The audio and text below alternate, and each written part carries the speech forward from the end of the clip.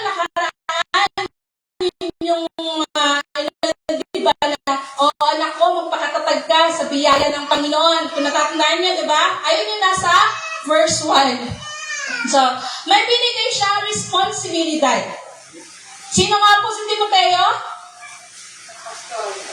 Ha? Ang batang pastor na nakatalaga sa Efeso. Ayun. So, napakabigat ng responsibilidad na yun. Kasi, bata ka, kabataan ka, pero yung pagiging pastor ay hindi yun. Napakabigat po nun. So, by the way, makisabi nga pala sa ating mga katabi, kapatid, salamat at nandito ka ngayon. Maririnig mo ang mensahe ng Panginoon. So, ready na po ba tayo mga kapatid na magpalalim pa sa salita ng ating Panginoon? Amen. So, sa lahat po na nandito kanina sa Sunday School, nasimulan po yung tungkol sa salita ng Diyos. At napakahalaga po na mataliman tayo ng malalim na pundasyon po patungkol sa salita ng ating Panginoon dahil yung ating pong tatalakay na to ay related po doon. So, ang truth, sino yung truth? Si Jesus. Ang sabi ni Jesus dun sa, di ba, I am the way, the truth. So, ibig sabihin, yung truth na kailangan natin panghawakan ay si Jesus. At kailangan natin maipasa yung katotohanan na yon sa ating next generation. Amen. So, ang ebanghelyo ay hindi dapat tumigil sa isang tao lang. Tama ba? Dapat itong maipasa sa susunod na generasyon. Sino ba ang mga next generation? Taas ang kamay. Nawala ba yung next generation?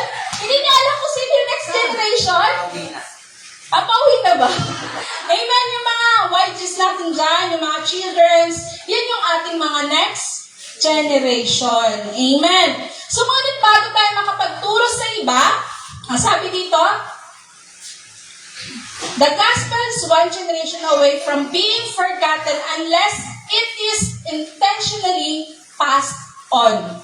This has always been God's plan. Ang sabi dito, bago natin ito maipasa sa iba, kailangan muna ay magkaroon tayo nito. Matanggap natin ito personally. So, taas nga po ang kamay na nakatanggap na personally ng katotohanan. Amen. Kaya nga po tayo nandito po, di ba? Dahil natanggap na natin yung katotohanan which is si Jesus Christ. Amen po. At dito natin makikita ang unang prinsipyo na ating tatalakayin ngayon. Meron po akong 4 na prinsipyo dito na ating makikita doon sa 2 Timothy chapter 2, verse 2. So, sabihan niyo lang po kung masyadong mabilis ako, no? Amen. So, pansinin po natin itong 4 na henerasyon na meron dito sa 2 Timothy chapter 2. Ang sabi dito, ang una sino? Paul. Si Paul. Ano ang katungkulan ni Paul? Siya ay apostol, di ba? Apostol. And then, sumunod kay Paul si Timothy. Sino si Timothy? Disciple ni Pablo. Ayan. Si Pablo ay apostol. Si Timoteo ay disipulo ni Pablo. Ang sumunod kay Timoteo ay ang mga faithful men o ang mga lingkod ng Diyos. At ang last, others. So, sino ang others? Kabilang ba tayo dito sa others na ito? Others nila. Amen. And yung next generation, yung faithful men, sila yung mga leaders na kung saan pinapasa sa next generation. Ito po yung ginagawa. Diba yung kayo mula kay Pastora, nakita ba sa panaunahan? Yung si Pastora, diba? Si Pastora Emma, pinasa kay Pastor. Eto, Pastora Emma, pinasa kay Pastor. Riga, tapos mo natin ating mga editors dyan. Amen, praise the Lord. Sapagkat nagle-level up sila, no? So dapat, sabi ko nga, nung nakita ko yung nila, sabi ko, Lord, kailangan din namin mag-level up. Nakakahiya sa aming media. Di ba? Kung paano nagsisikap sila mag-level up. So nagkaroon din ako ng Lord, kailangan din talaga namin mag-level up. Para naman hindi nakakahiya. No? So yan po yun. Mula kay Pablo, patungo kay Timoteo, at sa mga tapat na tao, patungo sa iba pa. Ayan, sa iba pa. So, ito yung biblical multiplication. Ang sabi, multiplication, pakisabi nga po multiplication. Multiplication. Ano ang multiplication?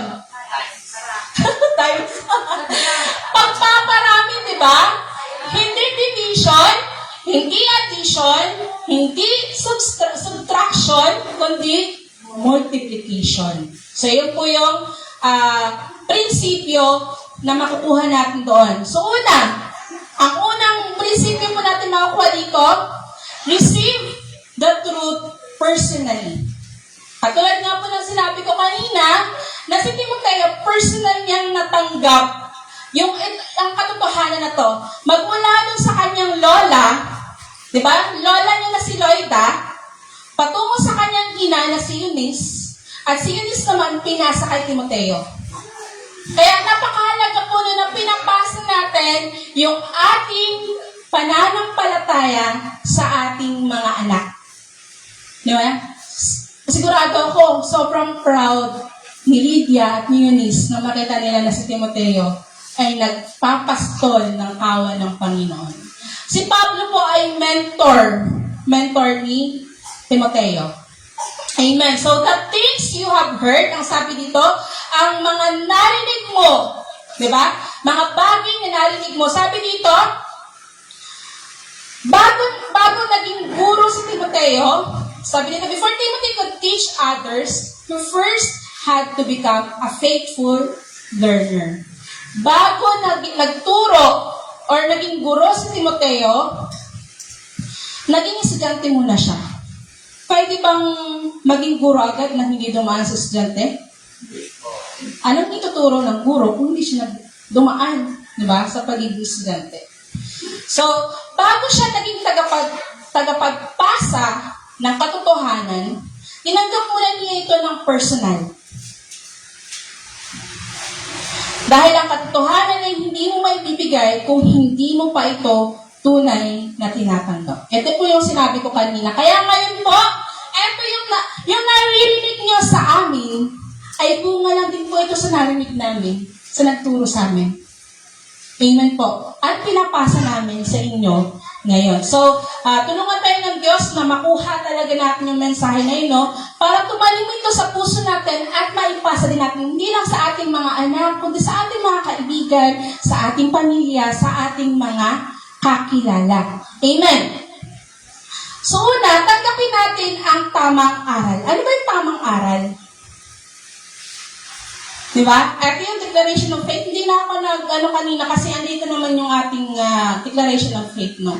So, yan po, lagi natin tandaan to, balik-balikan natin, at hanggat maaari, masaulo po natin yung declaration of faith na to. Dahil yan po yung pananampalataya or katotohanan na pinahahawakan po natin.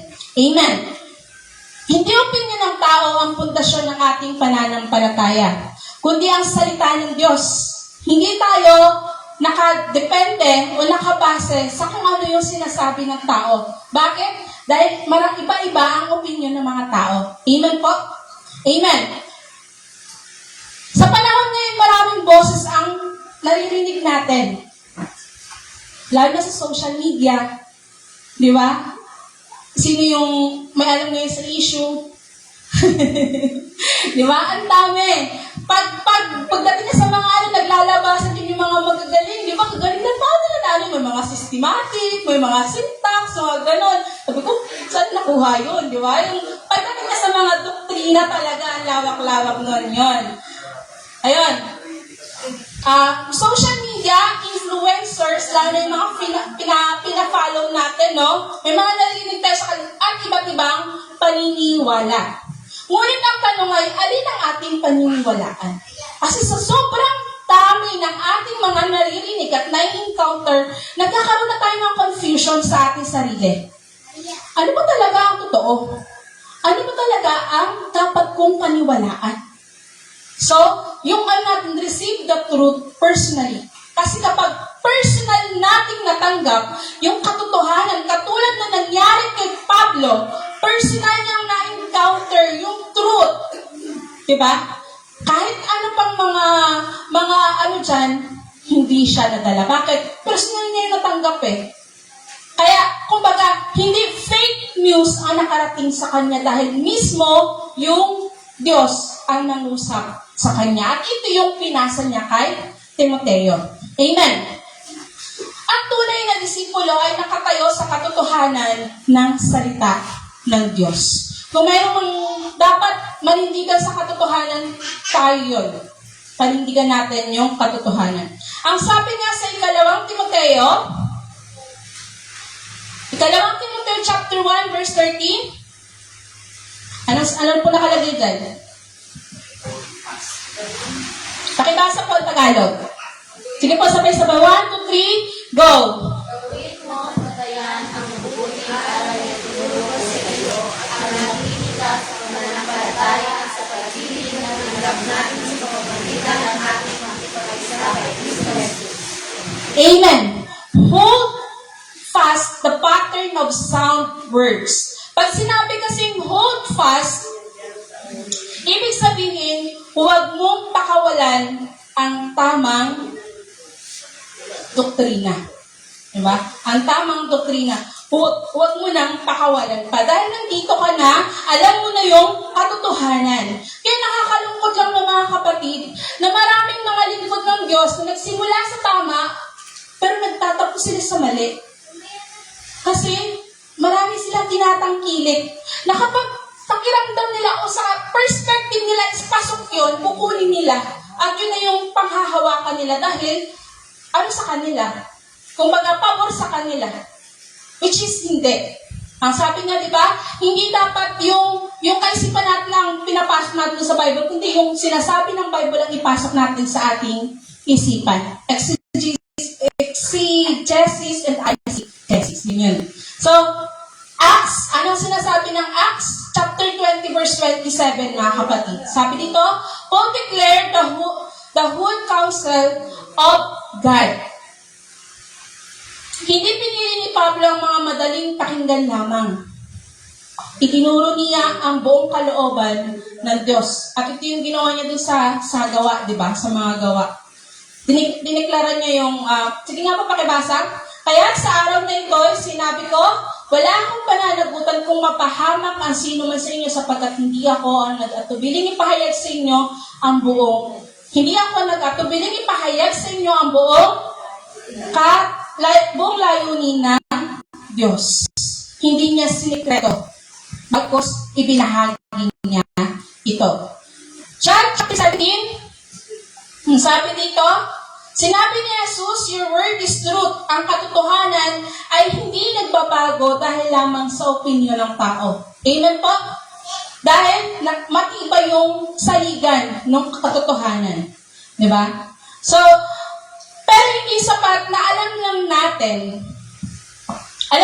ng katotohanan. Maraming tao ang may maraming alam. Katulad na sabi ko kanina, hindi ko alam kung saan galing, pero naniniwala ko na pinag-aralan din nila yon. Kaya sila nagkaroon ng mga ganong karunungan. Amen. Sa Biblia, ngunit hindi ito pinapamuhay. Kaya pagkatapos natin tanggapin ang tamang doktrina, kailangan natin itong letter B. Anong nakalagay? Receive it with conviction. Kailangan natin itong tanggapin ng mayroong, ano yung conviction? Yung mayroong paninindigan. Ayan. Ang katotohanan ay hindi lamang para sa isip. Dapat itong bumaba sa puso. Ay ito yung sinasabi, truth must move from the ears to the heart. Ngayon, ang conviction ay paninindigan na kahit mahirap, pipiliin pa rin natin na sundin ang Diyos. Kapag may conviction, hindi ka madaling matangay. Hindi ka madaling madala. At hindi ka madaling ma-pressure ng mundo. Kahit pa, balik-balikan ka pa nila, kahit pa, kulitin ka ng kulitin nila, kahit pa pilitin ka nilang isama sa kanila, hindi ka pupunta, hindi ka sasama sa kanila. Bakit? Alam mo yung katotohanan na pinanghahawakan mo at pinaninindigan mo ang katotohanan meron ka. Kaya naman katulad nung sa kapag naka-encounter din kayo na mayroong mga nagkumakatok sa bahay nyo at nagsasabi na may dala-dala siyang katotohanan, ito yung katotohanan. Pag alam ninyo na mali yung dala-dala niyang katotohanan, close. Close the door. Shut the door para hindi ka maguluhan. Ang sabi dito ni Santiago, sabi dito ni Santiago, ito nalangin po ito noon, kung natatay yung mover or mirror or yan. So, ang sabi ko, and it's simply knowledge without obedience. Ang sabi dito, knowledge without obedience produces spiritual immaturity. So, ang ibig sabihin naman, ang kailangan ay mahalaga. Pero, hindi ito sumatan ng spiritual maturity. Hindi po marami na tayong alam, ay maturity na tayo spiritually. Kasi minsan, ito lang yung puno, pero ito, wala. Diba? So, yun. Maraming tao maraming alam. Ang may maraming alam tungkol sa Biblia. Alam nila ang mga kwento, alam nila yung mga alata kung saan hanapin yan. Anyway, minsan laro tayo. Para naman meron tayo Ayan, alam nila yung mga kwento, alam nila yung mga pasikot-sikot sa Bible. No? Pero kung ang mga nalalaman natin iyon, or nalalaman nilang iyon, kung hindi naman ina-apply sa sarili, baliwala ang lahat ng iyon. Ito ay hindi pa rin lumalago. Katulad pa rin ng isang sanggol na hindi lumalago. Immature pa din. Ang kalaman ay dapat magbunga ng pagsunod. Kung ang salita ng Diyos ay nananatili lamang sa isip at hindi nakikita sa ating pamumuhay, hindi tayo magiging mature. Nananatili tayo spiritual infants. Masakit yun. Diba? Masakit yun na ang tagal mo ng Kristiyano, pero hindi ka pa rin nag-grow. Diba? Kaya ito na tayo sa Santiago chapter 1 verse 22. Kaya sinabi ni Santiago, be doers of the word. Be doers of the word, and not hearers only. Hindi sinabi ng Diyos na maging mahusay lang tayong tagapakinig, kundi sumunod din tayo. Ayan. Sumunod din tayo. Ang gusto ng Diyos ay maging tagapagtupad tayo ng kanyang salita. Ang tunay na disciple ay hindi lang marunong magsabi ng Amen. Ha? Kasi madali lang magsabi ng Amen. Kaya nga sabi dati ni Pastor Emma, wag na lang kayo magsabi ng Amen kung hindi nyo rin naman nagagawa. Diba? Marunong din siyang sumunod. Marunong din dapat tayong sumunod. Awit 119 verse 11. Anong sabi ni Haring David?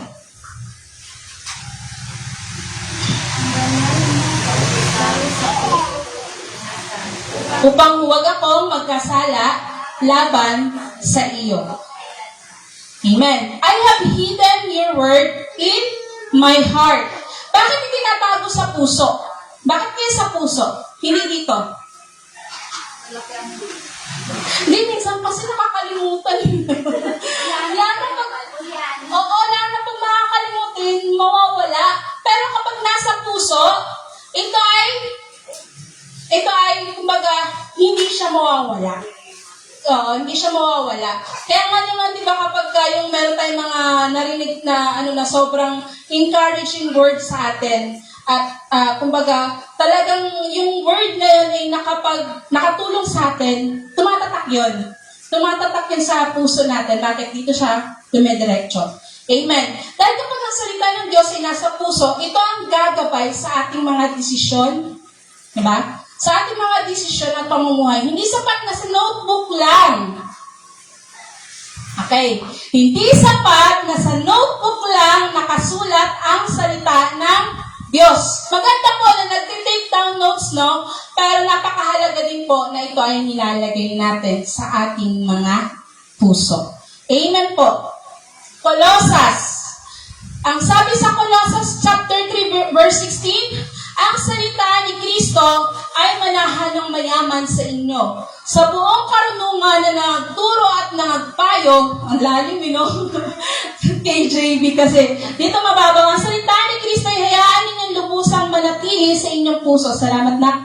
Turuan ninyo at paalalahanan ng isa't isa ng may buong karunungan. Buong puso kayong umawit ng mga salmo, mga himno at mga awit spiritual na may pagpapasalamat sa Diyos.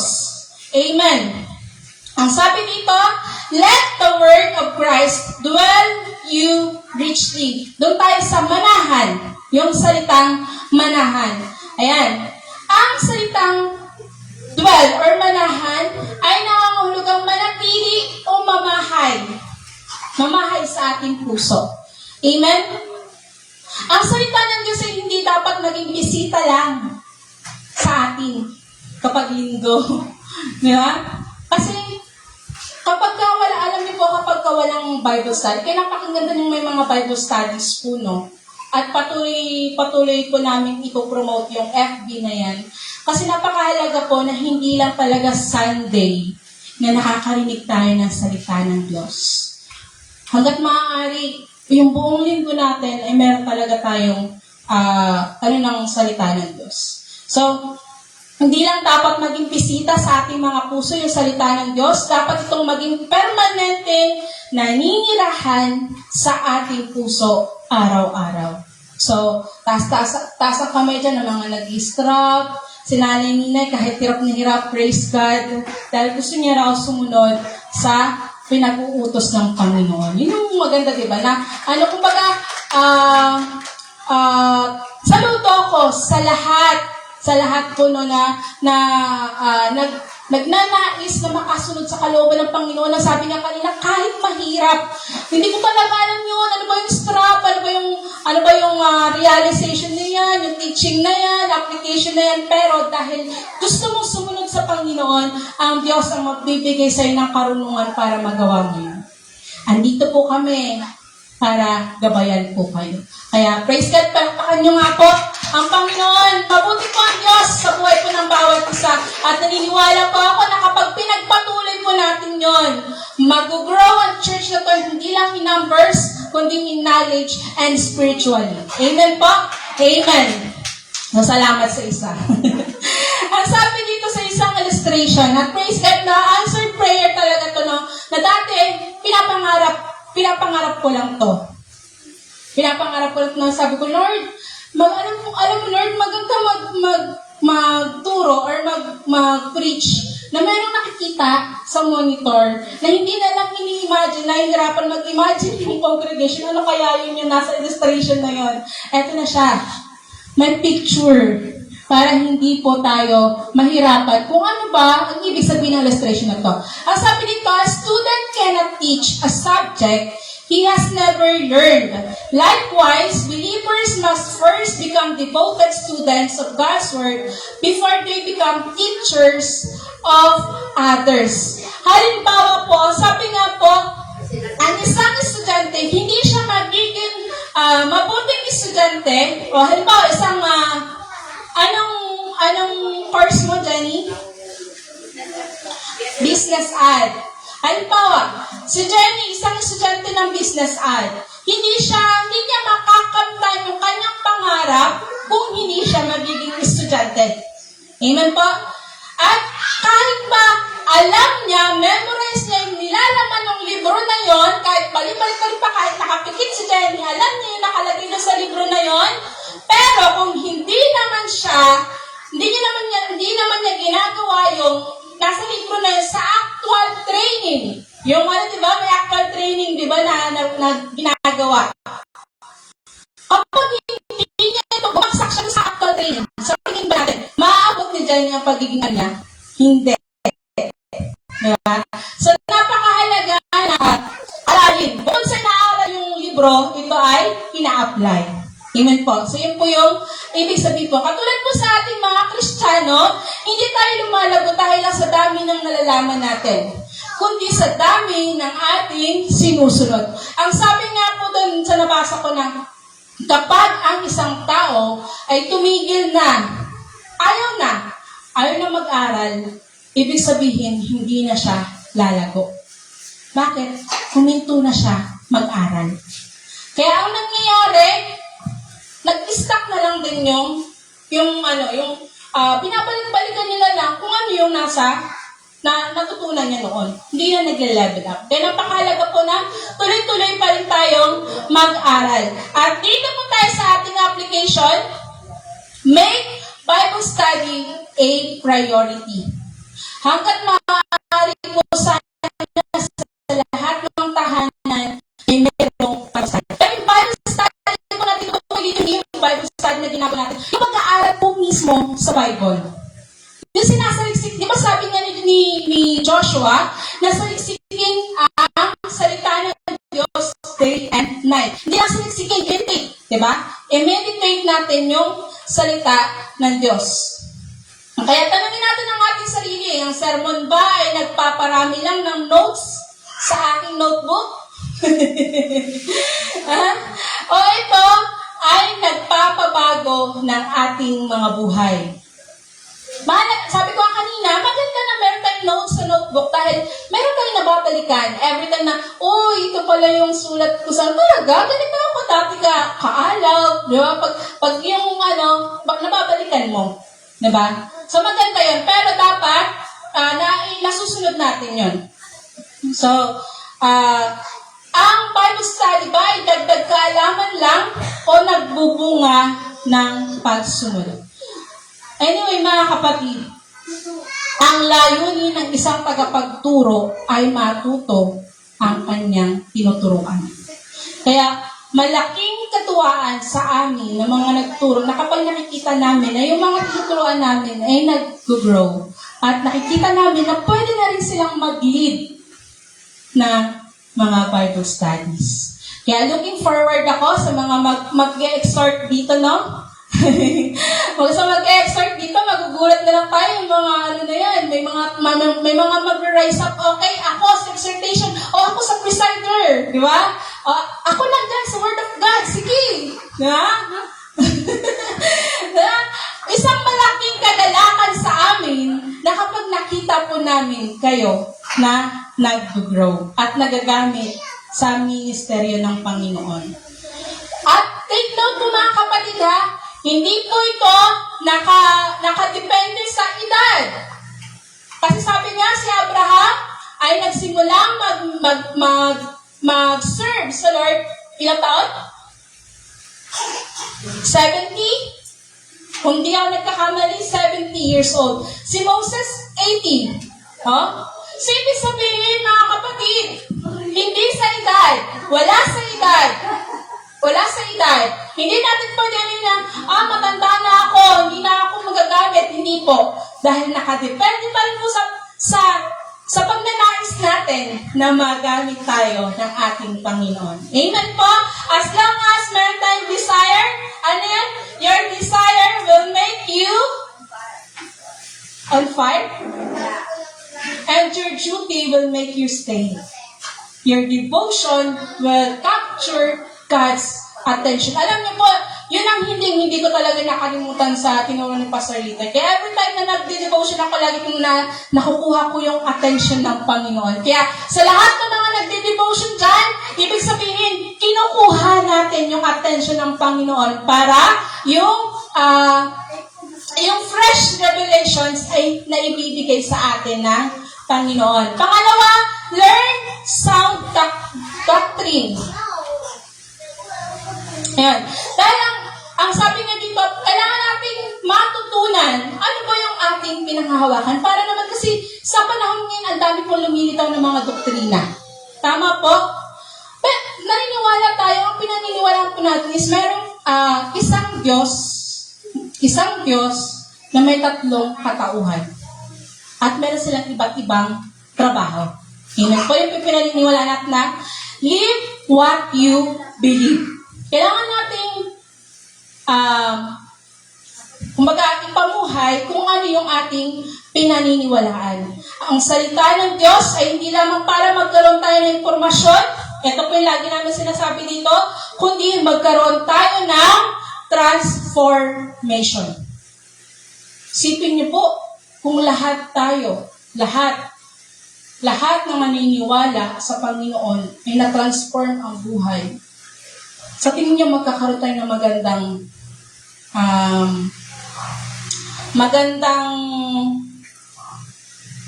tawag doon? Sa mundo. Maganda yung mangyayari sa mundo. Bakit? Kasi na-transform na yung mga buhay. Ngayon po, alam nyo, mga kabataan ang tinadali ngayon ng Diablo.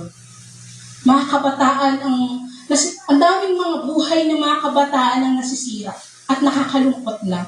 Anyway, mamaya start na po yung youth. So, huwag niyo pong malayo sa ating mga kabataan. Kung mayroon kayong mga kaibigan, kaklase na gusto niyong maabot din, dalhin niyo dito.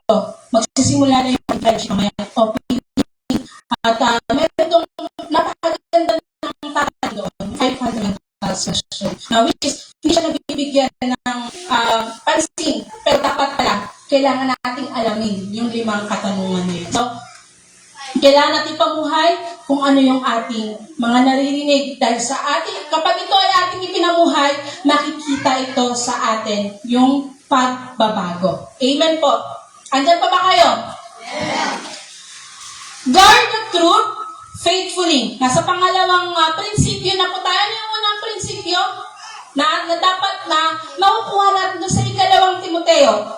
Receive the word personally. At nasa pangalawa po tayo, guard the truth faithfully. Among many witnesses, the same commit. Mapapansin natin ang salitang the same. Tagalogin ko lang po kasi English na kandito the praise, the same, emphasizes that Timothy was to pass on the exact message Paul had received from Christ. Not a modified version. The church has no authority to change God's message. We are stewards, not editors of God's truth. So, mapapansin natin ang salitang the same. Hindi sinabi ni Pablo na gumawa ng bagong mensahe o baguhin ang mensahe para maging katanggap-tanggap sa kultura o maging angkop sa gusto natin.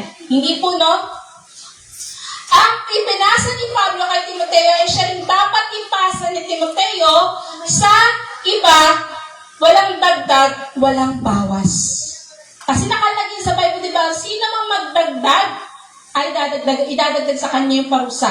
At ang sino mang magbawas, di ba, ay, ano nakalagay doon? Babawasan ng karapatan na sa buhay na walang hanggan. Sa mana. Ayun. Yun. So, wala dapat dagdag o bawas. Tayo ay makakatiwala ng katotohanan at hindi mga editor. Hindi tayo mga editor na kapag gusto nating baguhin, ito, mali ito. Kailangan baguhin ito, hindi.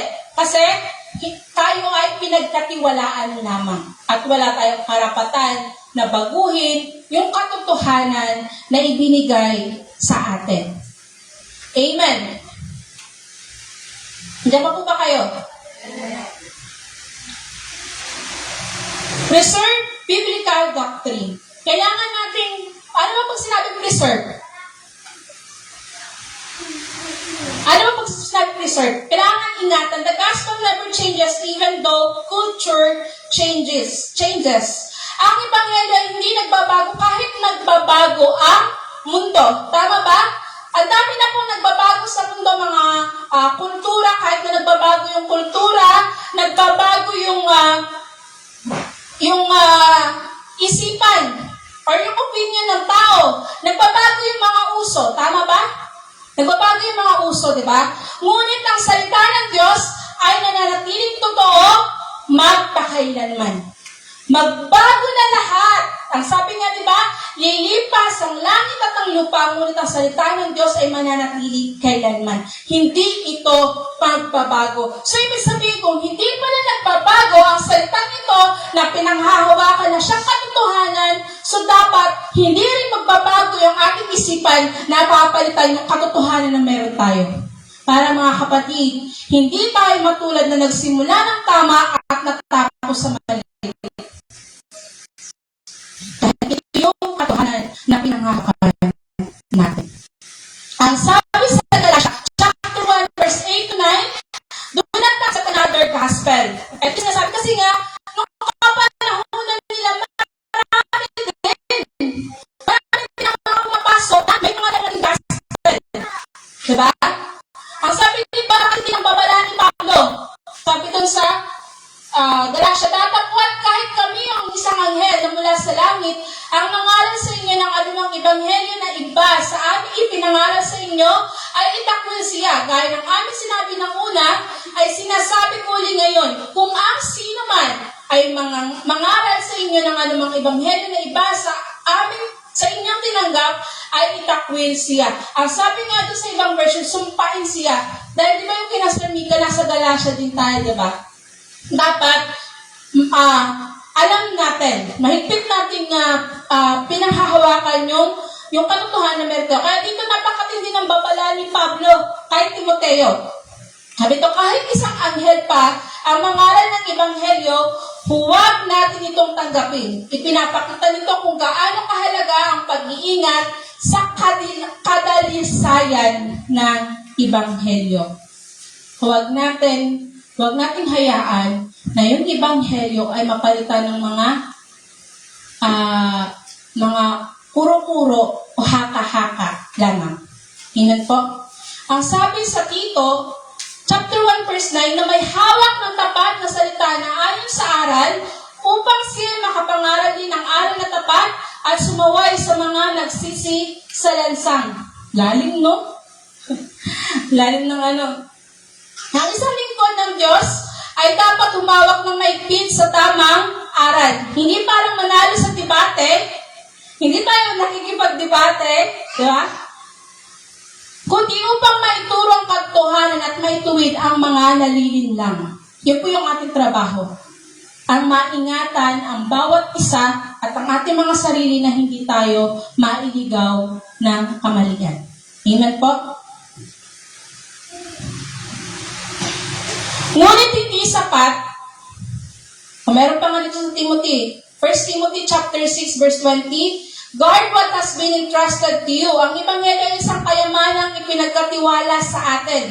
Ang isang katiwala ay hindi nagbabago ng pinagkatiwalaan. Iningatan niya ito ng may katapatan. So napakahalaga na hindi lamang natin ito basta tinanggap, kailangan natin protektahan at kailangan natin pangalagaan. Ngunit hindi sapat na ingatan lamang ang katotohanan. Kailangan din natin itong ipagtanggol.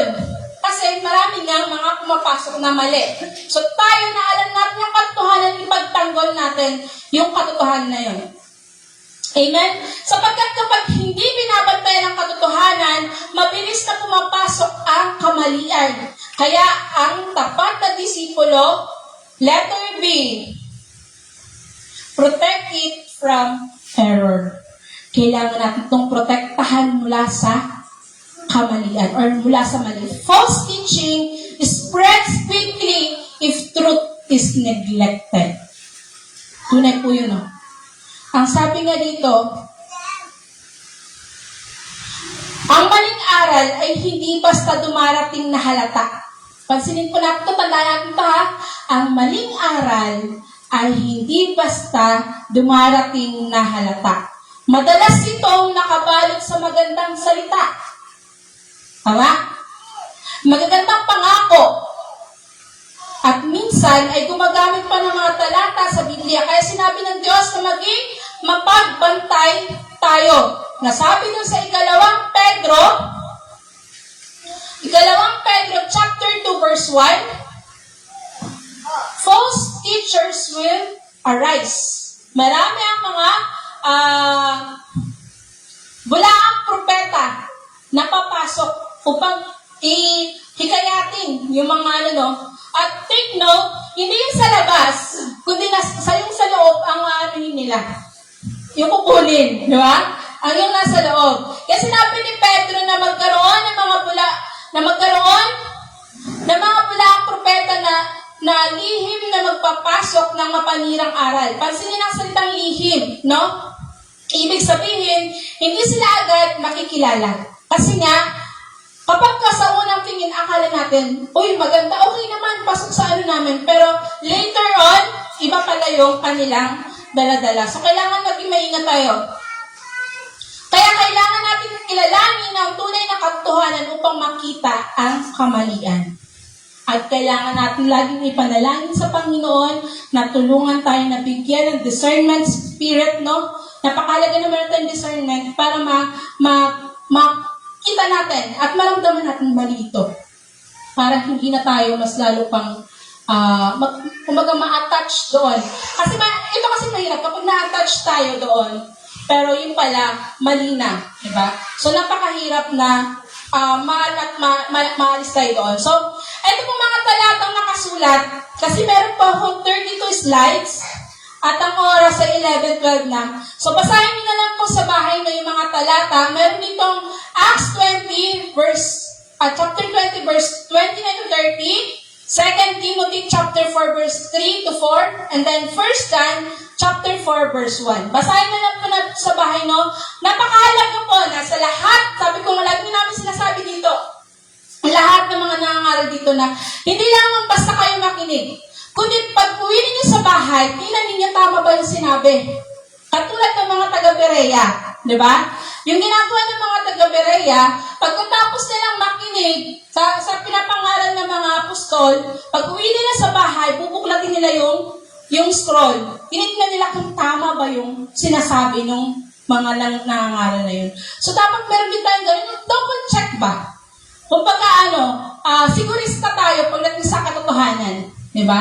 Sigurista tayo pagdating sa katotohanan. So, katulad ng isang illustration na to, isang tagapangalaga sa museum, maingat niyang inaalagaan or iniingatan yung mga treasures or yung priceless na treasures. Yung walang kumbaga walang katumbas na halaga na kayamanan. Bakit? Wala kang katumbas eh. Kapag ito ay nasira, mahirap palitan.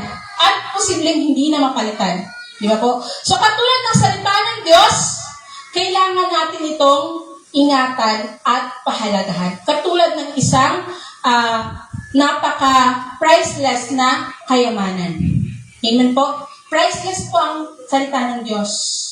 Walang katumbas ito na halaga. Na kung paano si Jesus, yung buhay niya, ang inalay niya para magkaroon tayo ng kaligtasan. Amen po? So, ano pa magiging application natin dito mga kapatid? Compare every teaching with Scripture. Ito yung sinasabi ko kanina. Lagi natin i-check, double check, tama ba yung sinasabi? Pwede nyo kaming, alapitan, mali po yung sinabi nyo kasi ganito yung nakalagay dito. Diba? So, double check, lagi i-compare, pero hindi yung pag-compare na, bakit po mas magaling si ganito? Mag-preach, iba pala yung kinumpare, Ibang comparison pala yung ginawa, hindi ganon. Erase. Hindi ganon comparison. Comparison or compare every teaching with Scripture. Iba na yun. Ayan, reject false doctrine. Kapag alam na mali, reject agad. Tapon agad. Stand courageously for biblical truth. Lagi nating tayuan or panindigan yung katotohanan na meron tayo. So, wag nating kahiya. Wag nating kahiya yung katotohanan na meron tayo. Pangatlong prinsipyo mga kapatid, bibilisan ko na to. Entrust the truth intentionally. So, kailangan ipagkatiwala ang katotohanan. Pag sinabing intentionally, kailangan sinasadya talaga to. Katulad ng ginagawa namin, di ba, nilalagay namin kayo, sinasadya namin yun. Sinasadya namin yan, hindi para i-pressure kayo, kundi para matuto kayo. Di ba? At ngayon, natututo na kayo tumayo sa sarili nyong mga paa. So, commit daw to faithful men. So, ang kailangan natin ay ang mga tapat na tao para pagkatiwalaan din ng mga katotohanan ito. The word commit means to entrust something precious into the care of another. Paul envisioned intentional discipleship, not accidental spiritual growth. Dahil wala akong ganun. Walang aksidente lang na bigla ka lang nag-grow. Walang ganun. Disciples are made through deliberate investment. Kailangan mag-invest. Kaya naman mga kapatid, ito kaya kami, ito, sa letter A, choose faithful people. Ang sabi dito, Paul emphasized faithfulness more than talent. God can develop giftedness, but faithfulness must characterize a servant. Si Lord nagbibigay ng mga talent. Pero yung pagiging faithful, yun ang kailangan nating makuha. Diba? Kaya sabi nga, diba, yung slogan natin sa worship team, ang character mo ang magdadala sa'yo dito sa harapan, pero ang character mo rin ang mag-aalis sa'yo dito. Amen. Praise God po. Welcome sa ating mga kapatid. Pasok po kayo. Abot pa. Amen. So, nandito po tayo ngayon sa pass the truth to the next generation po, no? So, kailangan natin hanapin ang mga faithful na tao. Sabi dito, para ipagkatiwala intentionally ang katotohanan ito. Dahil alam niyo po, kapag mga taong tapat ang pinagpasahan natin ito, dahil nga sila ay tapat, tiyak na ipapasa nila ito, hindi nila ito yung kumbaga sasarilinin lang. So, at nandito yung makikita natin yung characteristics of faithful people. Characteristics of faithful. Ang sabi dito, si Pablo hindi talent yung kanyang tiningnan. O ikaw, napakatalentado mo, sige, dito ka. Hindi. Nakatingin siya sa character. At tiyak na nakitaan niya si Timoteo ng character na to. Kaya naman, hindi siya nag-alinlangang ipasa kay Timoteo yung pananampalataya. Yung katotohanan na meron siya. Kaya mga kapatid, napakalaga ng mga character na to. Check natin mga sarili kung meron pa tayong mga character nito. Ako ba yung teachable? Ako ba yung natuturuan? Di ba katulad ng kagabi na ano yun sa kawikaan na yun? Na napakalaga yung ng isang kaibigan? Hindi hampas? Ano nga hampas? Hindi yung rebuke. Yung pag-rebuke ng isang kaibigan ay mas mabuti pa kaysa sa secret na pag-ibig. So, itong teachable, halimbawa, kapag sasabihin mo, di ba, kapag tinatama tayo, kapag tinutuwid tayo, tinatanggap natin. Ibig sabihin, meron tayong ganong katangian na tayo ay teachable. Hindi yung, hindi po, ganito yun, ganito kasi talaga yun. Hindi ganun, no? So, ibig sabihin, hindi tayo nagpapaturo kapag ganun. Ano ba? Dependable. Kapag dapat tayo ay nakadepende sa katotohanan. Kapag sinabi kasi nakadepende, hindi ka na maghahanap ng iba. Wow. Hugot na yun. Kasi nakadepende ka. Faithful nga di ba? Faithful nga Kaya nakadepende ka lang doon sa pinanghahawakan mo. Humble. Napakahalaga sa isang character ng isang mananampalataya ay merong kababaang kalooban. Di ba? So, dapat yun yung mahubog sa atin. Obedient. Meron pa tayo dito yung pagiging masunurin sa salita ng Diyos. At lastly, spiritually hungry. Taas ang kamay ng gutom na. Spiritual. Gutom na ba? Gutom na. Ayan, dapat po pala tayo ang mga tapat na disipulo ay laging gutom. Hindi sa pagkain, physical, kundi laging gutom sa spiritual. Laging hinahanap yung presensya ng Panginoon, yung pangungusap ng Panginoon, yung tinatawag na intimacy, di ba? Dapat meron lagi tayong kumbaga, hindi sapat sa atin na ganito lang, na linggo lang. Kundi kapag nasa secret place tayo or nasa comfort place. Nasa comfort zone tayo. hinahanap pa rin natin ang presensya ng Panginoon. So, letter B, invest your life. Kailangan sa isang tagapagturo, eto, discipleship is more than transferring information. It is sharing your life, your example, and your faith. Ang sabi dito, hindi sapat na makahanap tayo ng mga faithful na tao. Kailangan din natin mag-invest sa kanila, especially sa bawat isa po na maghahanap ng kanyang Timothy. Ng kanyang Timoteo. Baka ibang Timoteo yun, ha? Ayan. Ang discipleship ay hindi parang lectures sa classroom kung saan magtuturo ka lang at aalis. Kundi, kumbaga, nandun yung oras, maglalaan ka talaga, kasi nga-invest eh. Maglalaan ka ng effort, ng time, resources mo. At higit sa lahat, yung relasyon sa tinuturuan mo. Hindi romantic relationship, ha? Nililinaw ko lang. Brotherly relationship. Diba? Kumbaga ma-invest. Ay, sabi kasi ni mag-invest daw. Mag-invest ng feelings. No! Hindi ganun, ha? Iba yan. So, dapat mag-invest tayo sa ating mga dinidisciple at tinuturuan ng time, effort. Alam mo kasi yun yung tatatak sa kanila. Katulad na yung station natin. Si Jesus, nag-spend siya, nag-spend 3 years para maturuan ang kanyang mga disipulo. Di ba? 3 years yung kanyang iginugol, kasama niya kahit saan siya pumunta, di ba? At nasasaksihan ng mga disciples niya yung faith na meron si Jesus. Di ba? Yung lahat ng ginagawa ni Jesus. At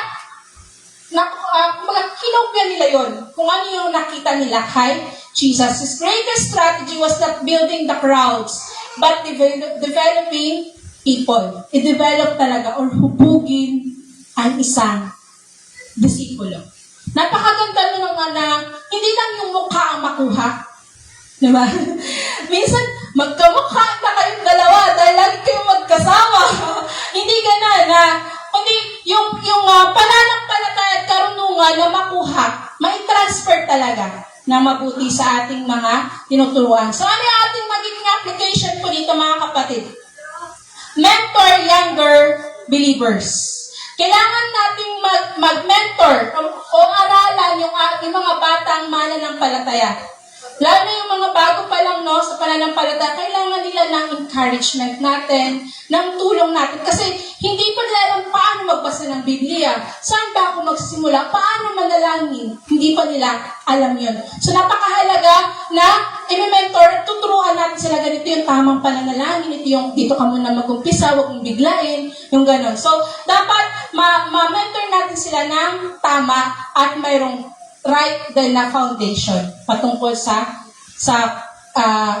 ating Panginoon. So, nabanggit last week ni Pastor yung tungkol dun sa yung tawag doon? Yung expiration date.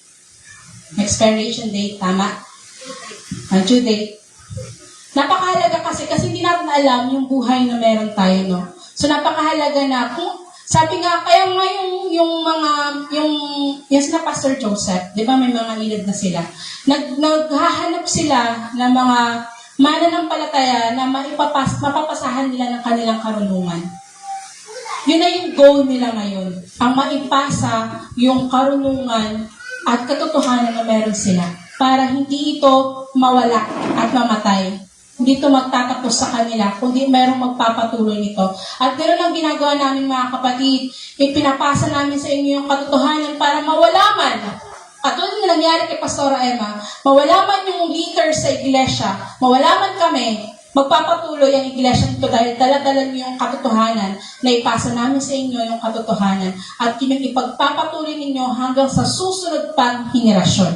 Amen po. So, spend time teaching and encouraging others. Kaya napakahalaga na ini-encourage natin yung bawat isa, no? Lalo na kapag, meron pas talaga dyan na yung alam mo yung palagay ang loob at kung sabi sa'yo na napanghihinaan siya at yung encouraging word mo ay napakalaking epekto sa kanya. Kaya, encourage lang ng encourage. Patuloy lang tayo mag-encourage ng ating kapwa mananampalataya hanggang sa siya naman yung magiging encourager naman sa iba. Amen? So, be intentional in making disciples. Ang sabi nga, ang pag-grow ay intentional. Kung gusto mag-grow, kung gusto mag-disciple, kailangan maging intentional tayo. Talagang paglaanan natin, tutukan natin ng panahon. Pang-apat, huli na po to. Pang-apat na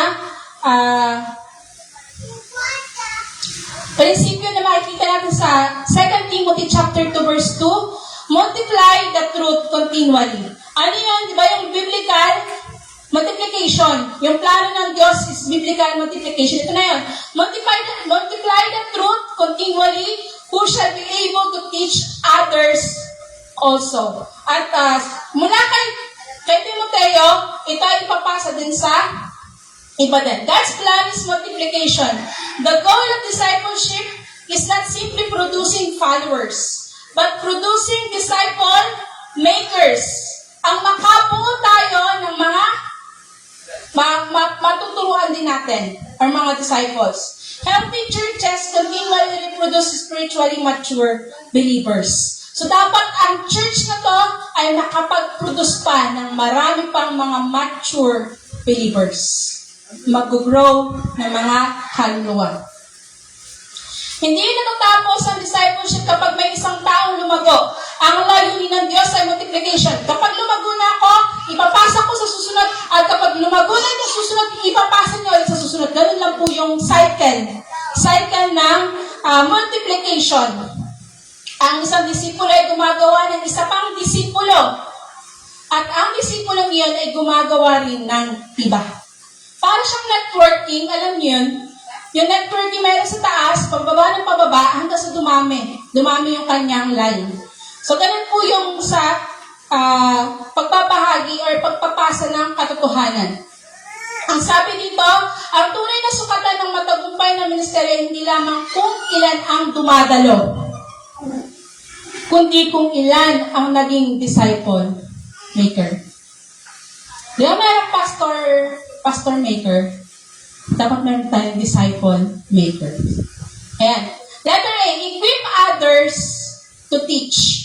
Kaya mga kapatid, huwag kayong tumanggi kapag halimbawa pinanahan kayo, o ikaw magturo ngayon, o ikaw mag-lead ngayon ng worshiper, mag-lead ngayon ng Bible study, kasi ibig sabihin, inaano namin kayo. Pinupush namin kayo, pinupush nyo. Ayan. Ini-equip, para ma-equip kayo. Spiritual maturity includes helping others grow. Hindi lang yung sarili ang mag-grow, kundi maging ang iba ay mag-grow din. Hindi nasusukat ang spiritual maturity sa dami ng nalalaman mo sa Biblia, kundi sa dami ng taong natutulungan mo lumago kay Kristo. At alam niyo ba, napakasarap sa pakiramdam na kapag isang araw, nilapitan ka ng tao na yan, papasalamat sa'yo. Salamat sa'yo dahil tinaga mo ako at natuto ako sa salita ng Diyos. Amen. So, basahin na lamang po natin itong mga talata na ito. Hebrews chapter 5, verse 12. Colossians 3:16, Titus 2:1-8, Ephesians 4:11-13. Dahil wala pa tayong oras, no? Live spiritual legacy. Every believer leaves a legacy. The question is whether it will be a legacy of faith. Di ba kapag ang isang tao ay lumilisan sa mundo, naitanong ko na ito dati dito, ano ang gusto mong maalala sa'yo kapag wala ka na? Or ano yung gusto mong iiwan na tatatak na ikaw yung kumbaga signature mo yun. Diba? Yung legacy mo. Ang legacy ni Pastora is yung talagang huwag niyo pabayaan ng gawain. Yung lagi ang diba? Huwag mong pabayaan ng gawain. At yung maglilingkod ako sa Diyos, hanggang pumipintig ang puso ko. Diba? Yun yung niya. So, yun yung na i-transfer sa atin, na ilipat sa atin, na umano din sa atin na si Pastora, naglingkod siya hanggang sa kanyang huling hininga. Kaya dapat tayo, mabuo din sa atin na maglilingkod tayo hanggang sa tayo ay puri na rin ng Diyos. Amen? So, every believer leaves a legacy. The question is, katulad nga nung sinabi ko kanina, yung kay Timoteo, di ba? Si Timoteo, nakuha niya yung kanyang pananampalataya mula doon sa kanyang lola na si Loida. At si Loida, pinasa yung kanyang pananampalataya kay Eunice, na nanay ni Timoteo. At mula kay Eunice, ipinasa kay Timoteo yung pananampalataya na meron sila. So, tayo, ang unang dapat nating trabahuin is yung pamilya natin. Maipasa natin sa ating pamilya ang katotohanan ito. Katulad ng isang illustration na ito, mga kapatid. Yung relay, di ba? Ayan. Nakita niyo yung magpinasang baton, yung may cross.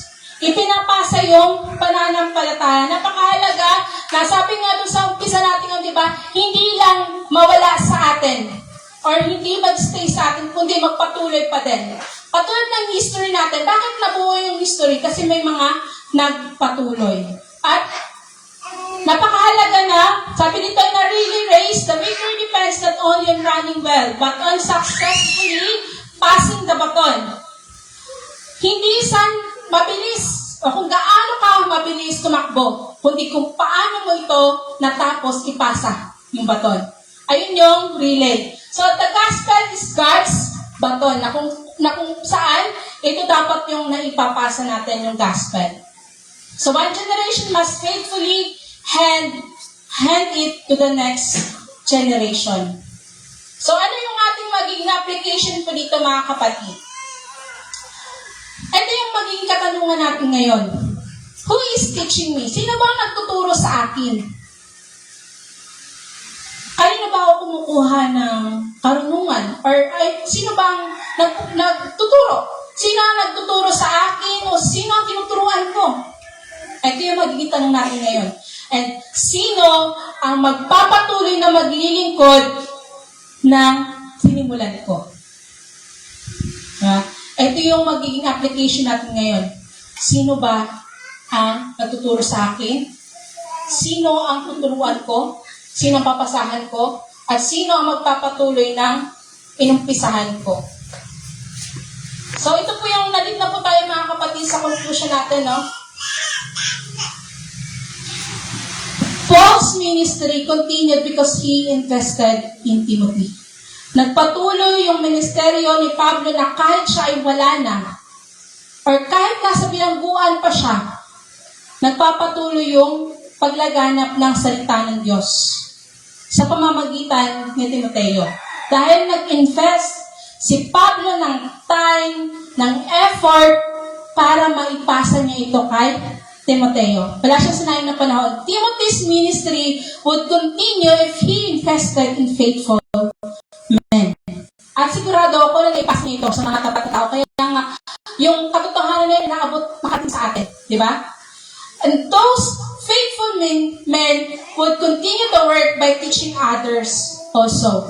So that is God's pattern for every generation. Hindi lang mananatili sa atin, kundi kahit ilang years pa man ang abutin ng family of God through Jesus Christ, magpapatuloy ang gawain sapagkat may mga susunod na henerasyon. Amen. Palapakan nga po natin ng Panginoon. The gospel was never meant to stop with us. Hindi ito magtatapos sa atin. Sabi nga, mawawala yung mga servants, pero yung work ng Lord ay magpapatuloy. Kaya nga, the work goes on. Amen. So, 4 principles for passing the truth.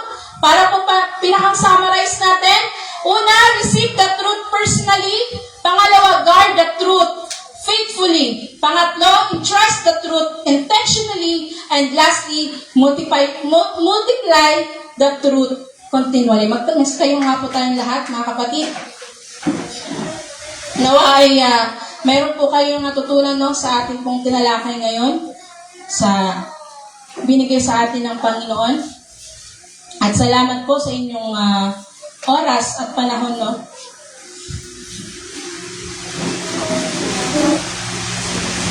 Sige po, tayo po'y manalangin. Hallelujah, Panginoon. Lubos po kami, O Diyos, nagpapasalamat sa inyo pong mga salita, Panginoon, na inihayag po, Lord God, sa aming kalagitnaan. Tunay nga po, Diyos, na inyong mga salita, Panginoon, ay dapat naming pahalagahan, ingatan, at protektahan, Panginoon. Huwag naming hayaan, O Diyos, na ito, Panginoon, ay mawala sa amin, Lord God. Kayo nga po, Panginoon, ang katotohanan at ang buhay, Panginoon. Kaya marapat lang, O Diyos, na ito, Panginoon, ay aming, Panginoong, maipasa, Lord God, sa susunod naming henerasyon, Panginoon, at magpapatuloy, Lord God, ang gawain niyo po, Panginoon, hanggang sa muli niyo pong pagbabalik, Lord God. Patuloy nga po, Panginoon, selyuhan niyo po, Lord God, ang mga salita niyo po ito, Panginoon, na narinig pa at nahasik sa pinakamainam na bahagi, Lord God, ng bawat isa. At makita nga po, Panginoon, ang application and transformation sa aming mga buhay, O Diyos. In Jesus' name, Amen.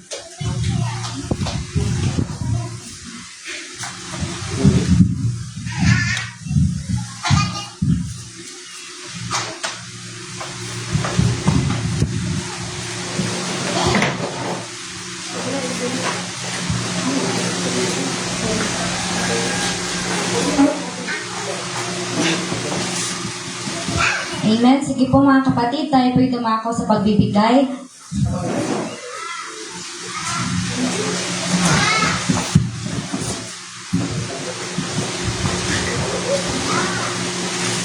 Amen. Salamat sa Lord sa mensahe. Tuloy-tuloy po yung mga napagmitingan, no, na magkakaroon tayo. Tutuloy-tuloy natin yung 2020 para maano talaga natin yung ating nais na yung extension dyan at saka yung kuryente, no. Tapos bumili kami ng yung monthly na isang puan, isang pamilya. Ayun, yung kulay itim.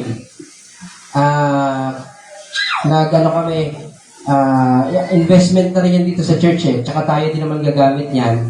So, sa mga gustong mag-ano din, mag-ano kayo kung kailan, tsaka maganda sana orange kasi walang orange eh. So, magpili kayo kung puti, basta sa amin, napili namin black. So, hindi naman to sapilitan, pero kung kung gusto nyo na, mag-improve yung ating, yung mga upuan natin. So, gawin po natin yun. And, yung sinimulan din natin last week na kung gusto nyo i-bless yung speaker, so pwede kayong sa kanya na i-bless din siya. Ito ay suggestion ni Pastor Arnold dahil nga minsan namumroblema tayo kung paano natin pagkakasyahin yung ating nalikom para doon sa mga nagsasalita. So, hindi lang sa mga panauhing speaker, kundi maging dito sa ating church mismo. Amen. So, nakaano ngayon? Testimony muna, no? Testimony ba? Or special number? Testimony. So, habang nagbibigay, tapos naman na magbigay ang sinong magte-testify dito ng kabutihan ng Panginoon? Ilalay na po natin yung mga kabataan sa exhortation of giving. Pero next Sunday pa po natin siya sisimulan. So para training na rin sa mga kabataan sa pag-exhort. Meron pa mapapasalamat sa Lord, magte-testify ng kabutihan ng Panginoon. Ako muna. Sige, ikaw na lang.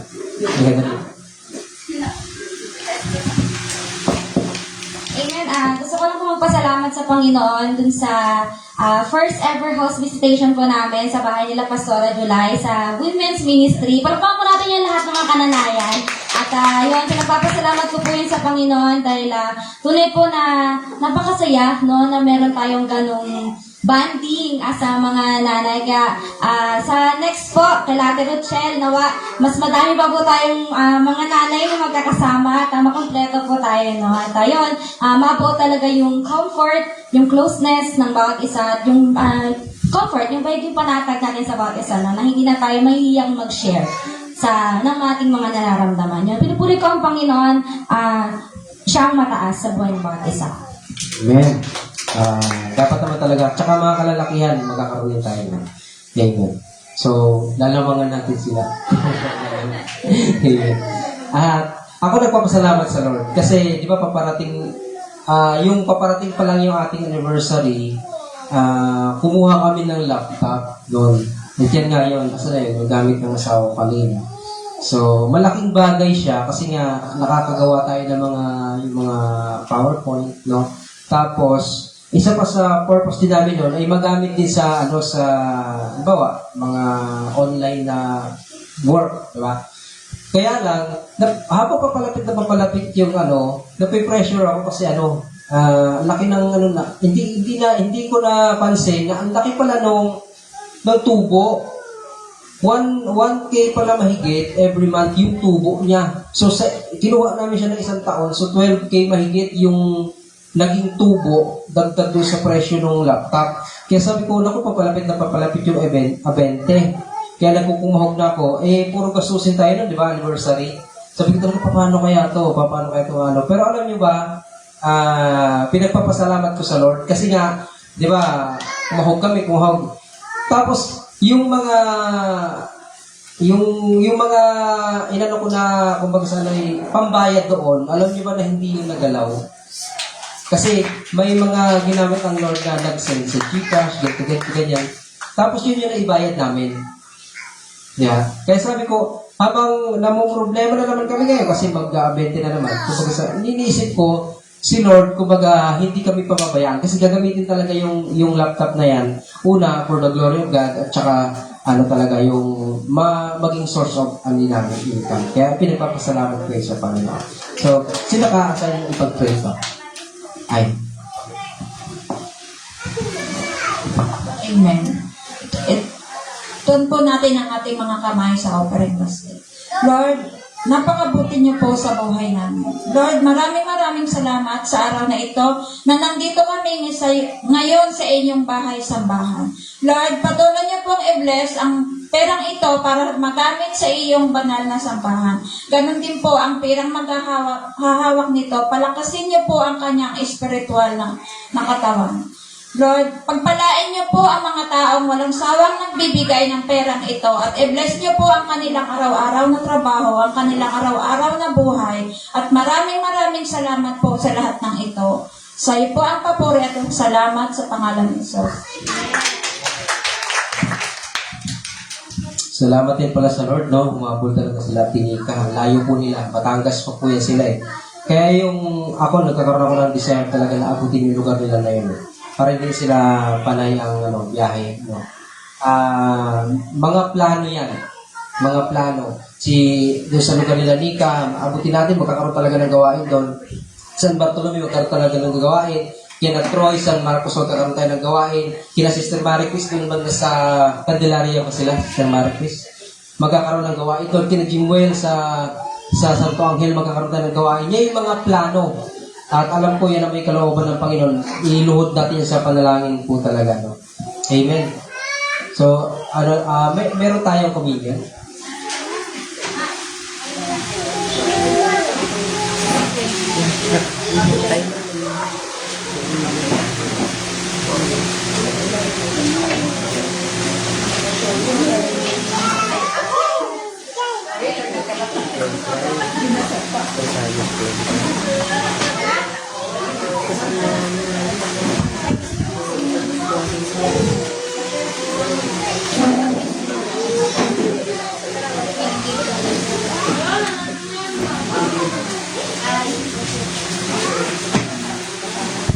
Amen. Hallelujah, Lord. Paspasan niyo po yung aming po communion, Panginoon, na gagamitin, yung juice at hostia.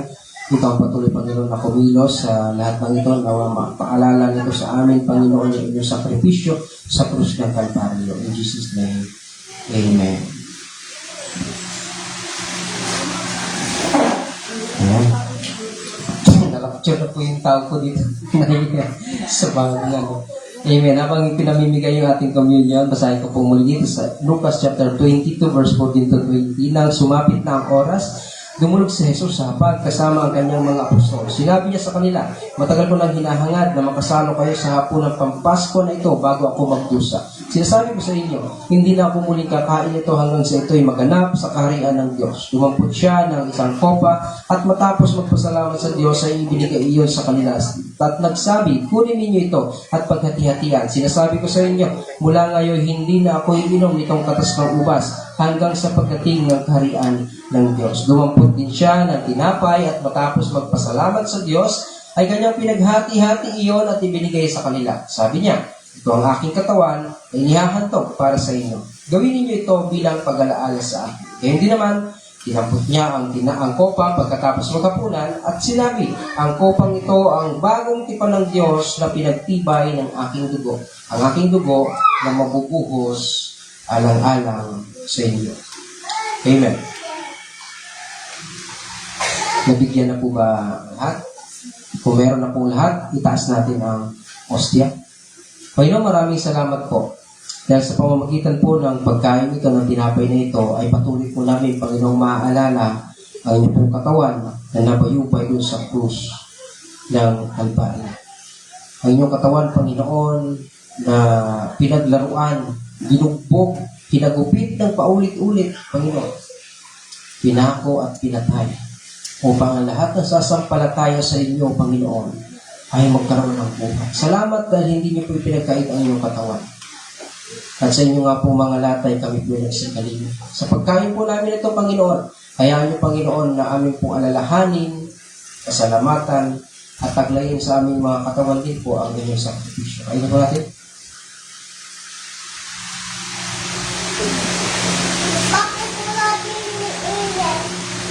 Tapos natin ang inumin.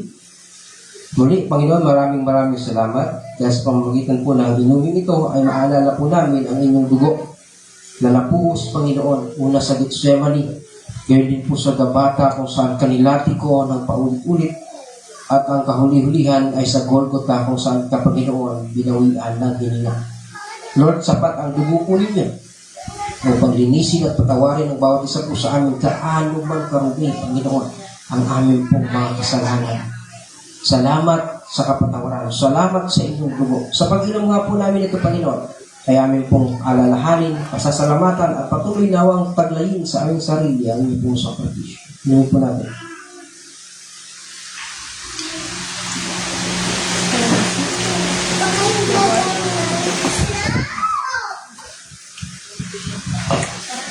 Amen. Hallelujah. Patuloy natin na muli po, ituon po natin ang ating mga puso, isip sa presensya po ng Panginoon sa mga oras po tayo po dumako sa panghuling panalangin.